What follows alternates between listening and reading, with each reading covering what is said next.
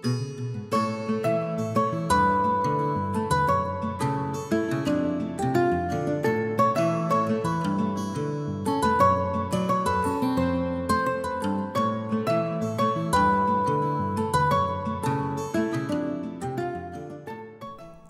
আলাইকুম, সুষম খাবার প্রতিদিনে জানাই স্বাগত। আমাদের প্রতিদিনকার মতো আজকের একটি বিশেষ আয়োজন, যে ঋতু পরিবর্তনের সাথে সাথে আমাদের লোকজন অনেক সমস্যায় ভুগে থাকে। সেই সমস্যা সম্পর্কে আমাদের স্টুডিওতে আমন্ত্রণ জানিয়েছি জানবার জন্য একজন মেডিসিন বিশেষজ্ঞ। আসুন তার সঙ্গে পরিচিত হই। ডাক্তার রাজীব বিশ্বাস, সহকারী অধ্যাপক, মেডিসিন বিভাগ, চট্টগ্রাম মেডিকেল কলেজ হাসপাতাল। আপনাকে স্বাগত জানাচ্ছি আমাদের আজকের আয়োজনে। ধন্যবাদ। আমাদের দেশটা বৈচিত্র্যময়, ঋতু থাকে। এখন যে সময়টা মে, জুন, জুলাই, আগস্ট, এরকম সময়টাতে আমরা খুব পেশেন্ট পাই, খুব রাশ থাকে সব জায়গায়। তো এই যে কোনো একটা সমস্যা নিয়ে যখন আমরা কেউ বুঝি না যে আমরা কোথায় যাব, আজকে পেটে ব্যথা, কালকে এখানে অনেক ধরনের সমস্যা, তা আমরা কিন্তু চোখ বন্ধ করে বলতে পারি যে আমরা একজন মেডিসিন বিশেষজ্ঞের কাছে যেতে পারি, কারণ তিনি আমাদেরকে সঠিক গাইডলাইনটা দিতে পারবেন, কোথায় যাব অথবা উনি ট্রিটমেন্ট দিবেন, এরকম কিছু। এই কথাটা সাধারণ লোকের জন্য আপনি কি বলবেন? আমাদের দেশে 6টা ঋতু। ঋতুর এই সময়টাতে, বিশেষত গ্রীষ্মকালটাতে, গ্রীষ্মকাল কিংবা গ্রীষ্মকালের পরবর্তী বর্ষা, এই সময়টাতে কিছু স্বাস্থ্য সমস্যা হয়। স্পেসিফিক্যালি প্রতি বছরে আমরা এটা আসলে আমাদেরকে ভুগতে হয়, আমাদের মানুষজনকে। তার মধ্যে খুব কমন কিছু রোগ রয়েছে। আপনি বলেছেন যে মেডিসিন বিশেষজ্ঞের কাছে আসা। আমি বলবো আপনার এই স্টেটমেন্টটা আসলে সত্যিকার অর্থে কার্যকর। যখনই কোনো একজন পূর্ণবয়স্ক একজন মানুষ কোনো ধরনের রোগে ভুগছেন, তার এই রোগটা ডায়াগনোসিস হোক বা কিংবা সেটাকে আরও উন্নততর কোন সঠিক বিশেষজ্ঞের কাছে পাঠানো হোক, এই দুটো কাজ কিন্তু মেডিসিন বিশেষজ্ঞ করে থাকেন। এবং খুব কনফিডেন্টলি আমাদের দেশে যারা মেডিসিন বিশেষজ্ঞরা আছেন, তারা দে আর কনফিডেন্ট এনাফ মানে একটা রোগকে ডায়াগনোসিস করার জন্য কিংবা ডায়াগনোসিস করার পরে তার সঠিক কোন জায়গায় চিকিৎসাটা পাওয়া যাবে তাকে পাঠানো যেতে পারে। আমি আসলে এই জিনিসটাই আমার দর্শককে বলতে চাচ্ছিলাম, কারণ আমাদের অনেকে খুব কনফিউজ থাকে যে কোথায় যাব, অনেক ছুটাছুটি করে, দেখা গেল যে ভুল জায়গাতেও চলে যেতে পারে, সময় নষ্ট। হ্যাঁ, সময় নষ্ট। হ্যাঁ, বেশিরভাগ ক্ষেত্রে সময় নষ্ট। অনেক, এই জন্য দর্শকের উদ্দেশ্যে বলার জন্য এই ক্ষেত্রে আমি আপনাকে আরেকটু বলতে চাই, সময় নষ্ট, টাকা নষ্ট হয় মানুষের অনেক বেশি। মানুষ দেখা যায় যখন সঠিক জায়গায় আসলো তখন তার আর আর্থিক সে সামর্থ্যটা থাকে না, ফলে সে আর চিকিৎসাটা এগিয়ে নিয়ে যেতে পারে না। তো সেক্ষেত্রে আমি বলবো, যখনই কোনো সমস্যা হচ্ছে, পূর্ণবয়স্ক কোনো একজন মানুষ, তাকে, আমাদের দেশে রেফারেল সিস্টেমটা নেই, অন্যান্য দেশগুলোতে রেফারেল সিস্টেমটা আছে, ফলে যে কেউ চাইলে আপনি কারো কাছে সরাসরি যেতে পারবেন না, একটা ওয়ে আছে। তো আমাদের দেশে অন্তত সহজভাবে আমি বলতে চাই যে পূর্ণবয়স্ক কোনো মানুষের যদি স্বাস্থ্য সমস্যা হয়, উনি চাইলে শুরুতেই একজন মেডিসিন বিশেষজ্ঞের কাছে আসতে পারেন, যিনি ওনাকে একটা সঠিক গাইডলাইন দিতে পারবেন ট্রিটমেন্ট। একদম, আমরা আসলে মিডিয়ার মাধ্যমে এই কথাটাই বলতে চাচ্ছি মানুষকে, সঠিক একটা তথ্য প্রচারের জন্য, যে মানুষ যেন এই কথাটা একটু বুঝে। আরেকটা আমার দ্বিতীয় প্রশ্ন, যে অনেক রোগী দেখছেন, যেহেতু আপনি চট্টগ্রাম মেডিকেল কলেজের মতো একটা বিশাল জায়গায় আছেন, এখানে আপনি না, এবং আপনার প্রাইভেটেও বলেন, অনেক অনেক ধরনের রোগী, এখন খুব চাপ, যেখানেই যান অনেক চাপ। কি ধরনের রোগী খুব বেশি বেশি পাচ্ছেন এখন এই সময়টা?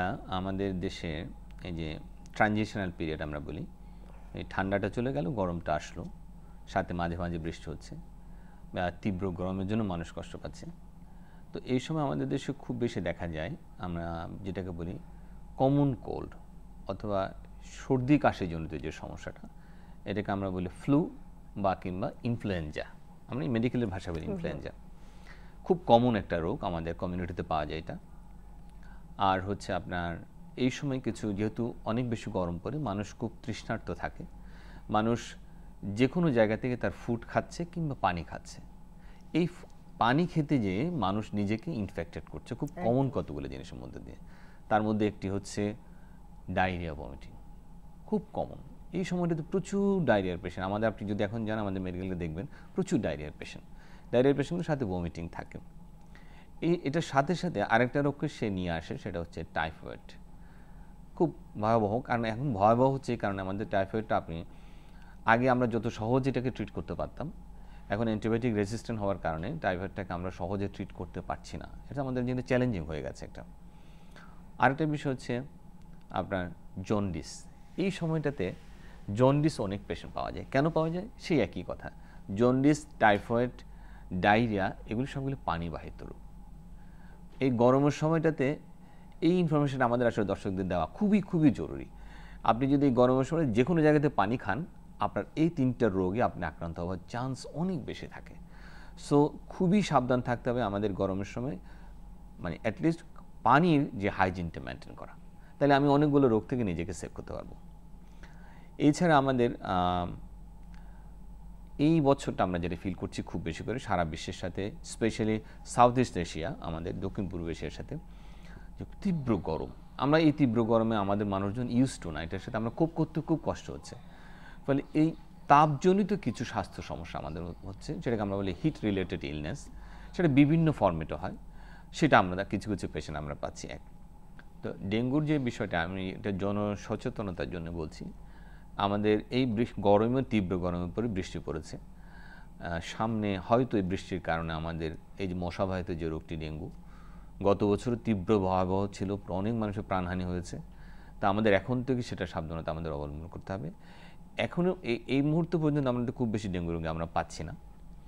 আরেকটা বিষয়, আমাদের মানুষের মধ্যে সর্দি কাশি যেহেতু খুব বেশি প্রবল, সর্দি কাশির সাথে মানুষের একটা ভয় রয়ে গেছে এখনও যে কোভিড। আমি আপনাদের মাধ্যমে আমরা মানে জনকে একটা আশ্বস্ত করতে চাই, আমাদের যে চিটাগাং মেডিকেলে কোভিড ওয়ার্ড রয়েছে, এখনও পর্যন্ত আমরা প্রায় প্রতিদিন 8-10টা রোগীকে কোভিড পরীক্ষা করানো হয়, কিন্তু কোভিড পাওয়া যায়নি। সো এটা একটা অনেক বড় একটা ইনফরমেশন যে আমাদের চট্টগ্রামে অঞ্চলের জন্য, ইভেন আমার সারা দেশের জন্য, যে কোভিড আমরা তেমনভাবে পাচ্ছি না। যদি 1-2টো কোভিডের সিমটম হয়ে থাকে, সেই পেশেন্টগুলো আসলে আমাদের are not a dangerous patient. এই যে সমস্যাটার কথা বললেন, আমি যদি আপনার পারমিশন নিয়ে একটু দর্শকের জন্য রিপিট করতে চাই। হ্যাঁ হ্যাঁ। যে এই গরম, তীব্র পানি পিপাসা, যে যেখানে থাকে না কেন, বিশেষ করে আমাদের নিম্ন শ্রেণীতে যারা কাজ করে, তারা যখন যেখানে সেখানে, আপনি বিশুদ্ধ পানির কথা বলেছেন, বিশুদ্ধ পানিটা হয়তো সব জায়গায় পাওয়া যাচ্ছে না, তাদের অভাবে তারা যেখানে যে রাস্তায় লেবুর শরবত বিক্রি করে, ফ্রুট জুস থাকে, হ্যাঁ, তারা ওগুলো খেয়ে ফেলতেছে। এবং সবচেয়ে যেটা কাজ করে, খুব বেশি একদম ঠান্ডা পানি তারা খেয়ে ফেলছে। তা আপনি জন্ডিসের মতো একটা ভয়ঙ্কর রোগ, যেটা আসলে পানিবাহিত, এটা অনেকেই বুঝে না। আবার জন্ডিস যখন হয় তখন কিন্তু টেরও পায় না যে জন্ডিস হয়েছে। জন্ডিস, ডায়রিয়া, এটার জন্য যে স্যালাইন খেতে হবে, আমি প্রায়ই দেখি যেটা, যে স্যালাইনের প্যাকেট একটা নেয়, পুরোটা যে বানানোর প্রক্রিয়া, সেই প্রক্রিয়াতেও তারা যায় না। এটা কিন্তু অনেকে করে এই কাজটা, যে একটু স্যালাইন নিল, অল্প একটু পানি তার নিজের খেয়াল খুশি মতো বানিয়ে খেয়ে ফেললো। এই ব্যাপারটা কতটা স্বাস্থ্যকর নাকি আপনার কাছে আমি শুনতে চাইবো। আপনি একবারে বলেছেন সত্যি কথা, যেটা মানে ওর স্যালাইন যেটা বানানোর যে প্রক্রিয়াটা, এটা যদি সঠিক পরিমাণে না হয়, এটা কিন্তু স্বাস্থ্যের জন্য ক্ষতিকর।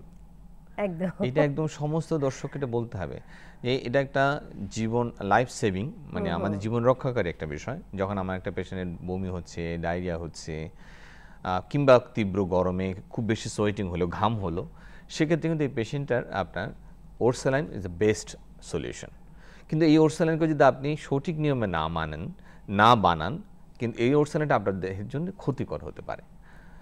সেই ক্ষেত্রে আমাদেরকে সবসময় অবশ্যই আধা লিটার পানির মধ্যে সেই সঠিক পরিমাণ আমাদের মেজারমেন্টটা করে সেটাকে আমাদের মিক্স করতে হবে। এবং এটা কয় ঘন্টা পর্যন্ত আমরা নরমাল 6 ঘন্টার বেশি আর্টিফিশিয়াল ইউজ করা উচিত না। বিশুদ্ধ পানি পান করতে হবে, এটার কোনো বিকল্প নেই। খাবার খাওয়ার আগে এটা বিশুদ্ধ পানি দিয়ে আপনাকে পরিষ্কার করতে ধুতে হবে। মানে আপনি চমৎকার করে বলেছেন। আর একটু যোগ করি আপনার সঙ্গে, এবং সাথে হাতটাও তো ধুতে হবে। হাতে অবশ্যই ধুতে হবে। হাত ধোয়ার যে একটা প্রক্রিয়া, আমরা একটা হাত ধোয়া দিবস পালন করতাম, যে খুব সুন্দর করে হাতটাকে ধুতে হবে, সেটা সাবান দিয়ে হাতটা ধুয়ে তারপর আমাকে খেতে হবে। এটা দিয়ে আমরা কয়েকটা রোগ প্রিভেন্ট করতে পারি। কয়েকটা না, অসংখ্য রোগ আমরা প্রিভেন্ট করতে পারি। আমাদের ওয়ার্ল্ড হেলথ অর্গানাইজেশন যেটা হাত ধোয়ার যে প্রক্রিয়া, 10টা প্রক্রিয়া আছে, সেই 10টা প্রক্রিয়া আমি মনে করি এটা প্রতিটি স্কুলে এটা ম্যান্ডেটরি করা উচিত। এই বাচ্চাদের গ্রোয়িং এজে তাদের এইটার মধ্য দিয়ে আমরা পানিবাহিত রোগ, মানে ফুডবর্ন ডিজিজগুলোকে আমরা অনেক বেশি প্রিভেন্ট করতে পারি। চমৎকার একটা কথা বলেছেন আপনি, যে আমাদের নিম্ন আয়ের মানুষের জন্য, যে ওনারা মনে করেন যে পানি কিনবো, একটা বোতল কিনতে তো অনেক টাকা লাগে, এটা তো পানি, তা কি হবে। কিন্তু উনি যে এটা না খেলে এতটা অসুখ হতে পারে, তখন তার আয় যে বন্ধ থাকবে, তার পরিবার কষ্টে ভুগবে। এটা আসলে একটা দীর্ঘ সূত্র, সমস্যার দীর্ঘসূত্রতা দীর্ঘসূত্রতা। এটা তৈরি হবে। হ্যাঁ। তা আমি কিছু সমস্যার কথা শুনতে চাই যে কিছু কিছু রোগের ভ্যাকসিন আছে। জি। আমরা জানি যে ছোট বাচ্চারাও ভ্যাকসিন দিলে ডায়রিয়া প্রিভেন্ট করতে পারে। আমরা একটু ডায়রিয়ার প্রিভেনশনের কথাটা। ডায়রিয়া প্রিভেনশন আসলে আমাদের দেশে ভ্যাকসিন দিয়ে এখনো সেই লার্জ স্কেলে মানে হয় না। তবে ডায়রিয়ার যে কমন যে এটা ভাইরাস জনিত, বিশেষত বাচ্চাদের ক্ষেত্রে ভাইরাস জনিত, এগুলো সেলফ লিমিটিং। আমি সাধারণ দর্শকদের জন্য বলতে চাই, ডায়রিয়া হলে আপনাদের ওয়ারিড হওয়ার কোনো কারণ নেই। কিন্তু ডায়রিয়া প্রিভেনশনের যে কথাটা বললেন সেটা হচ্ছে আমাকে প্রথমত হাত ধোয়া এবং বিশুদ্ধ পানি পান করা।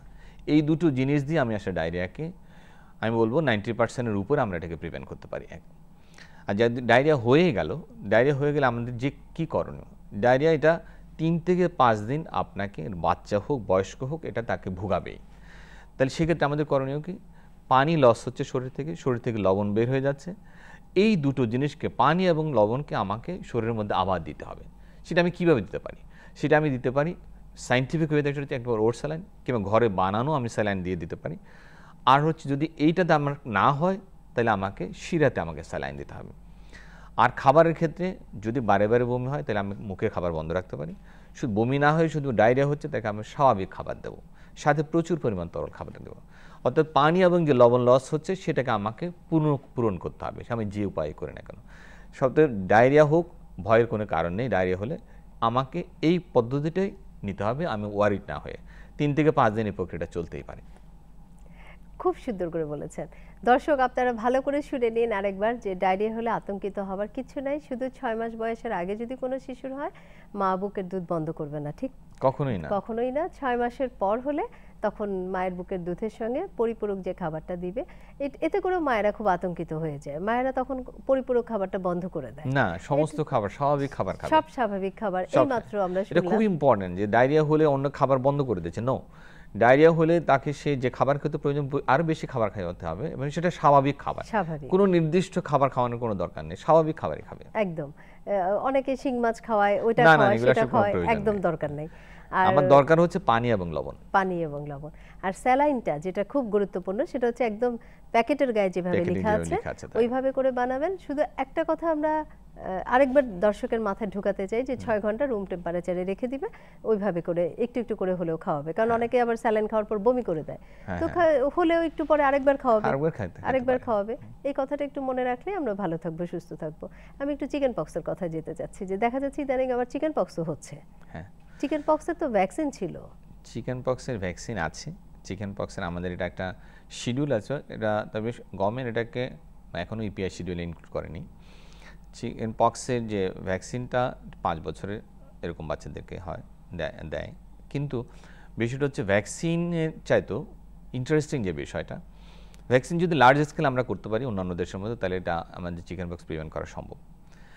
কিন্তু আমাদের দেশে যেটা হয়, চিকেন পক্স এমন একটা বিষয়, একটা বাচ্চা রোগের সিমটম আসার আগেই সে অন্যদেরকে ছড়ায়।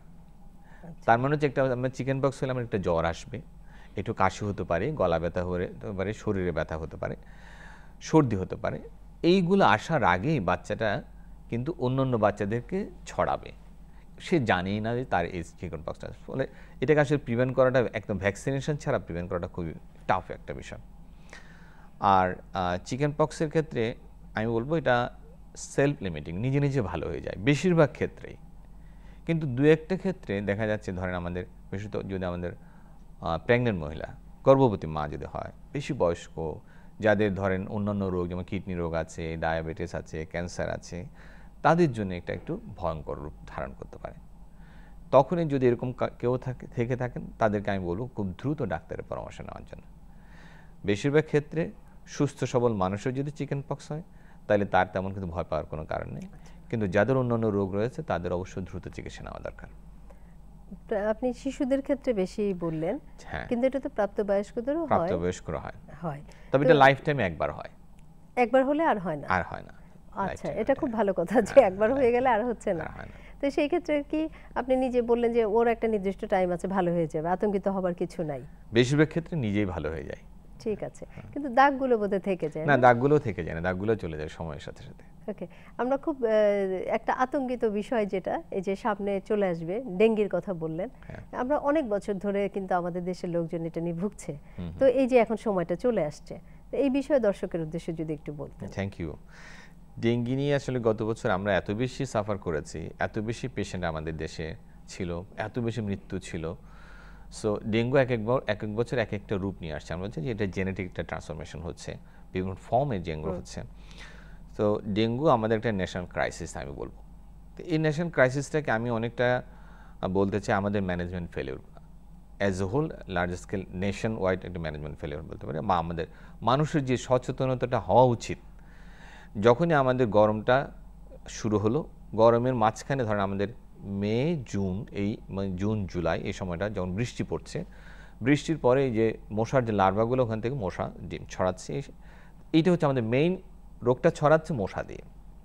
সো আমি যদি মশা থেকে নিজেকে প্রিভেন্ট করতে পারি, বা মশাকে যদি আমরা নিধন করতে পারি, যে রাষ্ট্রীয়ভাবে হোক, পার্সোনাল উদ্যোগে হোক, যেভাবে হোক না কেন, এটার জন্য বিশাল সচেতনতার দরকার। প্রতিটা মানুষ আমি মুখে বললে হবে না, আমাকে কাজে লাগাতে হবে।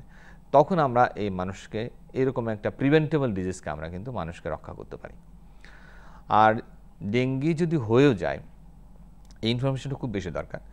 ডেঙ্গি রোগের সাথে অন্যান্য রোগের, অন্যান্য যে জ্বরগুলি হয় আমাদের, যে ভাইরাস জ্বর, ডেঙ্গি একটা নিজে ভাইরাস জ্বর, অন্যান্য যে ভাইরাস জ্বরগুলো হয় তার সাথে সিমিলারিটি বেশি, অনেক বেশি একই রকম দেখতে।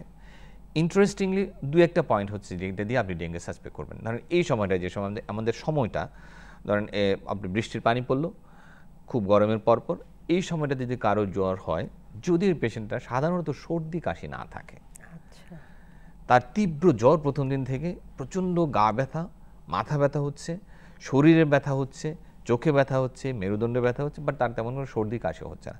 এটা ফ্লুর সাথে, ইনফ্লুয়েঞ্জার সাথে তার ডেঙ্গির একটা বড় একটা ডিফারেন্স। এমন না যেটা হবে না তা না, তবে বেশিরভাগ ক্ষেত্রে দেখা যায় না। আর ডেঙ্গির জন্য আরেকটা আমরা বলবো, মানে এই মেসেজটা খুব ইম্পর্টেন্ট সাধারণ মানুষের জন্য, মোস্ট অফ দ্য ডেঙ্গি এটা সেলফ লিমিটিং, নিজে নিজে ভালো হয়ে যায়। সো আমরা আতঙ্কিত না। হ্যাঁ, তবে আমাদেরকে ডেঙ্গি পরীক্ষাটা করতে হবে যখন আমাদের এন্ডেমিক সময়টাতে আসে, যে সময়টা খুব বেশি ডেঙ্গি হয়। আমার জ্বর হলে ঘরে বসে না থেকে আমাকে অবশ্যই এটা পরীক্ষাটা করে ফেলতে হবে। ডেঙ্গি পরীক্ষা করার পরে আমি বাসায় চলে যাব। বাসা আমার অনেকটা হোম, একটা হসপিটালের মতো হতে পারে যদি আমার প্রয়োজন পড়ে। কিন্তু সব পেশেন্টকে যদি আমরা ভয় আতঙ্কিত হসপিটালে নিয়ে আসি, তাহলে এটা হসপিটাল জায়গা দেওয়ার কোনো জায়গা থাকবে না। আচ্ছা, সেক্ষেত্রে যে পেশেন্টগুলো সত্যিকারের আমার চিকিৎসা দরকার, হসপিটাল বেসড চিকিৎসা দরকার, তারা কিন্তু চিকিৎসা পাবে না। তো সেক্ষেত্রে আমরা বলবো ডেঙ্গু প্রায় 90% ডেঙ্গু পেশেন্ট আপনি ঘরে ট্রিটমেন্ট করতে পারবেন। এটাতে আতঙ্কিত হওয়ার কোনো কারণ নেই। ডেঙ্গু তৃতীয় থেকে চতুর্থ থেকে পঞ্চম দিন, ষষ্ঠ দিন, এই সময়গুলো একটু আমাদের ভালনারেবল ডেজ। এই ডেজগুলোতে আপনি ডাক্তারের সাথে একটু যোগাযোগ রাখতে হবে। আর পরবর্তীতে যদি আপনার দেখা যাচ্ছে কোনো একটা পেশেন্ট, আমি বলবো একটা পেশেন্টের ডেঙ্গু হলো, যেমন প্রেগনেন্ট একটা উইমেন, খুব বেশি বয়স্ক, খুব বেশি শিশু, কিংবা যার ক্যান্সার আছে, কিংবা যার ডায়াবেটিক পেশেন্ট, অন্য ইমিউনোসাপ্রেসিভ ড্রাগ পাচ্ছে, সেই পেশেন্টগুলোকে আমাদের অবশ্যই শুরু থেকে হসপিটালে ভর্তি করানো উচিত। এটা। আর ডেঙ্গুর ক্ষেত্রে আমি আমাদের সাধারণ জনগণের যেটা বলবো, পঞ্চম, ষষ্ঠ, সপ্তম, অষ্টম, এই 4-5টা দিন খুবই ভয়াবহ দিন হতে পারে যাদের হয়, সবার হবে না এরকম। তো সেই দিনগুলো থেকে দুটো জিনিস আমাদের মানুষ খুব বেশি জানা দেয়, এটা তার ব্লাড প্রেশারটা মাপা। সকাল বিকাল রাত 3 বেলা করে ব্লাড প্রেশারটা মাপা। যদি একটা পেশেন্টের ব্লাড প্রেশার ভালো, একটা পেশেন্টের ঠিক মতো প্রস্রাব হচ্ছে, তাইলে আমি ধরে নেব এই পেশেন্টটা খারাপ হতে পারে না। ডেঙ্গু হলে আমরা আতঙ্কিত হব না, প্রথম কথা। আর ব্লাড প্রেশারটা মাপতে হবে, প্রস্রাবটা দেখতে হবে যে ঠিক মতো পাস হচ্ছে কিনা, তাহলে তো আর আতঙ্কিত হবার কিছু নাই। আর যদি এই দুটোতে সমস্যা হচ্ছে, কারো প্রেশার কমে যাচ্ছে, ধরেন চতুর্থ দিন, পঞ্চম দিন, ষষ্ঠ দিন কারো প্রেশার কমে যাচ্ছে, কারো প্রস্রাব হচ্ছে না, কম হচ্ছে, তখন তাকে কিন্তু দ্রুত ডাক্তারের কাছে যাওয়া উচিত। অবশ্যই যাওয়া উচিত। আপনি একটা কথা বলেছেন যে আমাদের মানে জনগোষ্ঠীর মধ্যে সচেতনতার একটু অভাব তো অবশ্যই আছে, কারণ এটার যে সূত্র, ডেঙ্গির যে সূত্রপাত যেখান থেকে, সেটা তো আসলে আমাদের দ্বারাই হচ্ছে। হ্যাঁ, আমাদেরকে তো একটু সচেতন হতে হবে, সেই সম্পর্কে যদি একটু বলেন। আপনাদের মুখ থেকে শুনলে আসলে দর্শক একটু সচেতন হবে। আমি বলবো মশা যে নিধন করার বিষয়টা, কারণ মশার মধ্যে দিয়ে এটা হয়। আমি যদি আমার ঘরের 4-5টাকে যদি আমি নিজেই পরিষ্কার রাখি, আমার এখানে সাধারণত এগুলা মানে যে পানিটা, হ্যাঁ, যে পানিটা মুভমেন্ট হয় না, সেই পানিটাতে সাধারণত এই মশাগুলো ডিমগুলো ছাড়ে। তো আমার ঘরের আশপাশটা যদি আমি নিজে পরিষ্কার রাখতে পারি, আমার ঘরের সমস্ত কন্টেনার যদি নিজে পরিষ্কার রাখতে পারি, আর হচ্ছে বাইরে রাস্তায়, যেটা সিটি কর্পোরেশনকে উদ্যোগ নিতে হবে, রাষ্ট্রীয়ভাবে উদ্যোগ নিতে হবে। এবং আমি যদি বাইরে কোথাও যাই, ফুল স্লিপ, ফুল প্যান্ট পরা, মোজা পরা, সেটা জুতা থাকা, যাতে আমাকে কামড় দিতে না পারে, বিশেষত দিনের বেলায় জিনিসটা হয়। তো সেক্ষেত্রে আমি বলবো, এবং ময়লাযুক্ত জায়গা যেগুলো মশা আছে মনে হচ্ছে, আপনি ওই জায়গাগুলোকে আপনাকে অ্যাভয়েড করতে হবে। নিজের বাসায় অবশ্যই আপনাকে বাসাটা পরিষ্কার রাখতে হবে। এরপরও যদি কারো ডেঙ্গু হয়ে যায়, ধরেন আপনার ঘরে একজন কারো ডেঙ্গু পেশেন্ট হলো, আপনাকে সাবধান হতে হবে ওই পেশেন্টরা যাতে অ্যাটলিস্ট 5 থেকে 7 দিন মশারিতে থাকে, যাতে আপনার ঘরের অন্যান্য সদস্যরা এফেক্টেড না হয়। সেই দিকটা আপনাকে দেখতে হবে। আমরা করি কি, আমার মশারির ব্যাপারে, যখন ডেঙ্গু হলো মশারির ব্যাপারে আমরা একেবারে উদাসীন, ফলে আমরা একটা ফ্যামিলির একটা মেম্বার থেকে আরও 5টা মেম্বার হচ্ছে, ওকে দেখতে আসছে, সে এফেক্টেড হচ্ছে। সো এই জিনিসগুলো খুব বেশি ইম্পর্টেন্ট। এইভাবে ছড়ায়, কিন্তু ডেঙ্গুটা এইভাবে ছড়ায়। আমরা এই সচেতনতার মাধ্যমে এটাকে প্রিভেন্ট করতে পারবো, অনেক বেশি আমরা প্রিভেন্ট করতে পারি। আসলে আপনার চ্যাপ্টারটা এত বড়, সে মানে অনেক কিছু মিলিয়ে তো, তা আমরা এত অল্প সময়ে তো অনেক কিছু জানতে পারবো না, কিন্তু আজকে অল্প একটু সময়ে যতটুকু তথ্য আপনি আমাদের দর্শকের জন্য দিয়েছেন, আমার মনে হয় যে খুবই খুবই গুরুত্বপূর্ণ, যার দর্শক আগে অনেকেই জানতো না, না আমি জানতাম না অনেক কিছু। তা আপনি স্টুডিওতে এসে সময় দেওয়ার জন্য অনেক অনেক ধন্যবাদ। দর্শক, আমরা আজকে যে গুরুত্বপূর্ণ তথ্যগুলো শুনেছি, আশা করছি মানবো। আর অবশ্যই সবাই সুষম খাবারে অভ্যস্ত হবেন। সুষম খাদ্যের কোনো বিকল্প নাই। আমরা প্রত্যেকটা রোগের বেলায় বলি যে আমরা রোগকে প্রিভেন্ট করব, প্রতিরোধ করব। এটা বিশুদ্ধ খাবার, বিশুদ্ধ পানি, সব কিছুই বিশুদ্ধ হতে হবে। তো সবাই ভালো থাকবেন, সুস্থ থাকবেন। আশা করছি আমরা সবাই যে স্বাস্থ্যসম্মত জীবনযাত্রায় অভ্যস্ত হব। ধন্যবাদ সকলকে।